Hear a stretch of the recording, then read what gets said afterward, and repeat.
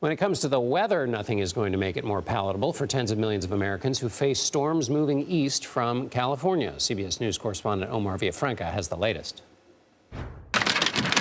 Tonight, the country's midsection is bracing for severe spring weather. A storm system with heavy rain flooded roads in Oklahoma City this afternoon. But that's not the biggest threat. The tornado threat is definitely there today, but we're concerned about some large, potentially very large, destructive type hail. Kansas also on alert as ominous dark clouds crawl across the plains. From Oklahoma to Ohio, residents are keeping a close eye on the sky for tornadoes and flash floods. The same storm system pelted northern Colorado with quarter-sized hail today, and along the way dropped April snow near Albuquerque, New Mexico.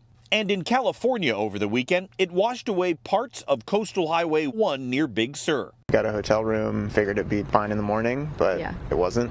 Down the coast in Santa Barbara, the cleanup is underway after heavy rain pushed rocks, mud, and tree branches onto the road. And in Riverside County, an air rescue. A horse had to be airlifted to safety after it became stranded on a muddy riverbank.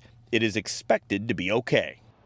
Parts of Texas, Oklahoma, and Kansas are under a tornado watch until this evening. It's also worth noting that this year, weather forecasters are expecting above average rain for here in the Central Plains, but also the southeastern United States.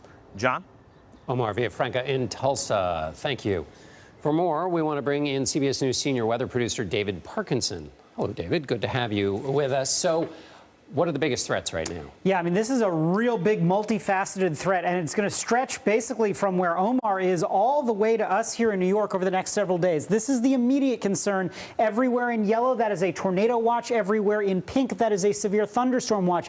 You're seeing these individual cells start to bubble up, but what I'm really worried about is really this area here from about Tulsa on up into St. Louis. That's the area that we're going to be watching these storms develop over the next several hours. This particular tornado watch goes through 9 p.m. Central, but we are going to extend that further east. And in fact, if we watch the track of the storm, this is where things are right now. But then as the storm line pushes east, midnight, 1 a.m., look at all of this intensity over St. Louis.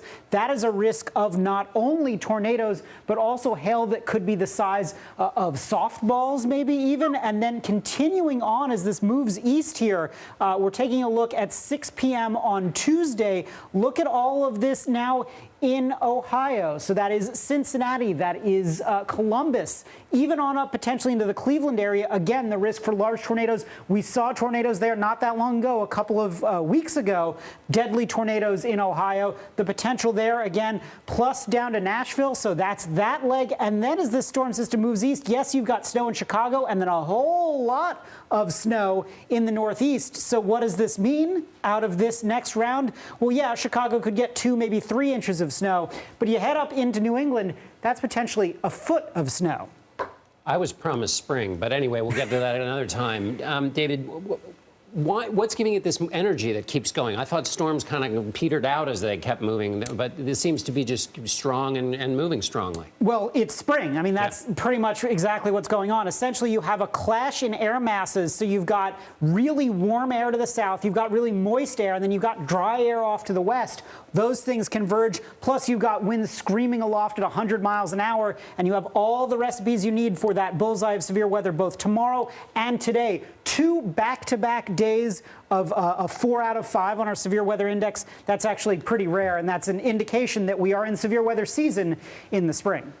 A week from now, there is the eclipse. Many people are traveling to go watch. There it is, the path of the eclipse. What's this going to mean for that? Yeah, so here's the interesting thing. Statistically, this would be the area you'd want to be in. That's the area of least cloud cover. And statistically, this area is the area you'd want to avoid because that's the area of most cloud cover. Well, according to this model at least, and this is the model consensus thus far, Mother Nature is doing a little bit of a flip. So instead of going to Texas, to Austin, where conditions should statistically prognostically be best. It does appear that in upstate New York, potentially up into the Adirondacks, where you get, here's my concern. It says that there's not going to be clouds over the Great Lakes. There's enough flow off the Great Lakes there that I'm really concerned about your Rochesters and Buffaloes. That could be a problem, John. But if you go into the Adirondacks, you're probably fine. Looks like also upstate in Vermont, so call it Addison County on north there, up into the White Mountains of New Hampshire and Maine. That looks the best. You're seeing now rain showing up here in Indiana, maybe clearing by Cleveland. There's a huge gathering there.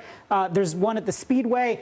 That one's back and forth. So some models say it'll be great, some's not. So let's call that a 50-50% chance here. So let's call this an 80% chance of a cloud out in Texas. 50-50 here, and then now up into the New England, that's about a 20% chance of clouds. Now, I would point out that the most accurate model in the world, the European model, shows a completely different picture for this as of noon today. It's the first time that model or any model has shown that picture in the last 3 days. So I'm going to watch that one because it will be very interesting if things turn back to sort of your climatological average. But this right now is the best forecast that we've got. Looks like the Northeast is going to be great. But I must say, John, the next one that crosses the country, 2045. So if you're within a couple hundred miles like we are here and you're not working, you should go up and see it yourself. You mean in 20? Oh, you mean because the next one's in 2020, exactly. 2045, yes. and we don't have a weather prediction for 2045 yet. Not yet. But we're glad you're here now, David Parkinson. Thanks, Thank John. you.